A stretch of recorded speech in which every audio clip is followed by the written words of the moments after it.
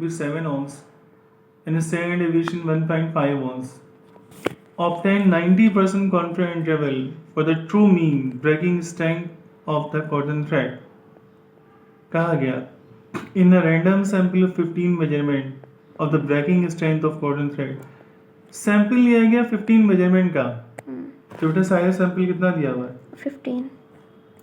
15 measurement का sample लिया गया कॉटन थ्रेड का, और the mean breaking strength was found to be 7 ounces. इसका मीन दिया हुआ है, मीन दिया हुआ है 7 ounce. सही सर. आउंस क्या होता है बेटा? वेट जो उसमें हाँ इस तरह जो आउंस भी होता है. ठीक.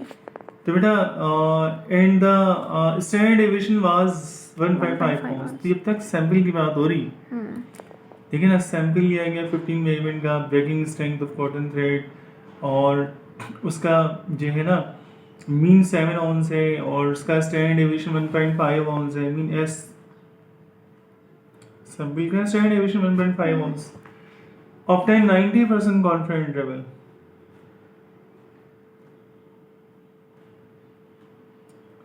तो बेटा n की वैल्यू क्या है?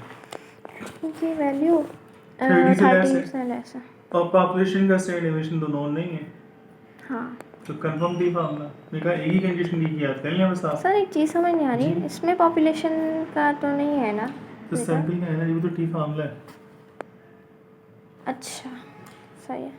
सैंपल का बेटा हमने कहा था एक ही वाहिद कंडीशन है, वो याद कर लीजिएगा टी की, कि अगर n की वैल्यू लेस देन 30 हो, पॉपुलेशन स्टैंडर्ड डेविएशन अननोन हो, तो फिर T formula.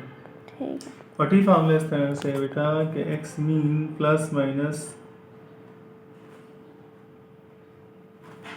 T alpha by 2 s upon square root के 9. सर यहाँ क्या निशानी है जिससे हमें पता लग रहा है कि पॉपुलेशन नहीं दिया हुआ, पॉपुलेशन मीन, क्योंकि x तो दिया हुआ है. क्या लिखा हुआ है? Random sample 15 measurement of the breaking strength of cotton thread. इसका मीन दिया हुआ है 7 ounce. इसका अभी सैंपल की बात हो रही है, सैंपल का मीन है, सैंपल का स्टैंडर्ड डेविएशन है. सर तो उसमें भी दिया हुआ होता है, उन सब में भी सैंपल की दी होती है. दिया होता है. यहाँ हमने पहले एग्जांपल की इसमें बता दिया था कि जो है वो इलेक्ट्रिकल फर्म मैन्युफैक्चर करी टेलीविजन पिक्चर ट्यूब, जिसकी लेंथ और लाइफ के बारे में कहा गया, उसका स्टैंडर्ड डेविएशन 40. जनरल बात थी, पॉपुलेशन था.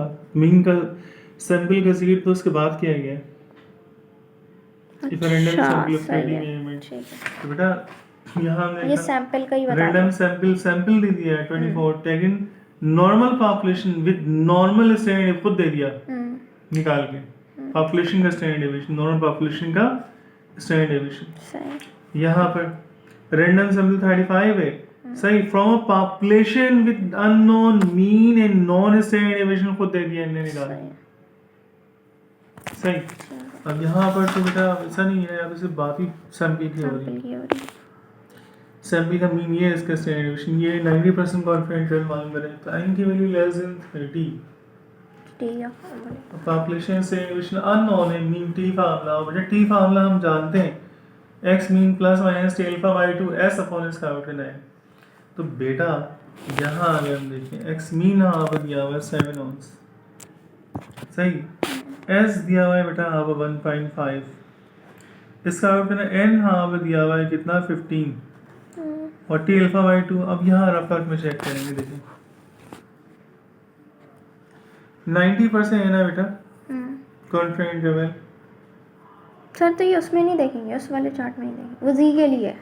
अच्छा. तो इसका तरीका ये 100 में से माइनस किया 90, क्या आ रहा है 10%. ऐसे ही ना परसेंटेज खत्म करने के लिए डिवाइड करेंगे 100 से, क्या आएगा 0.1.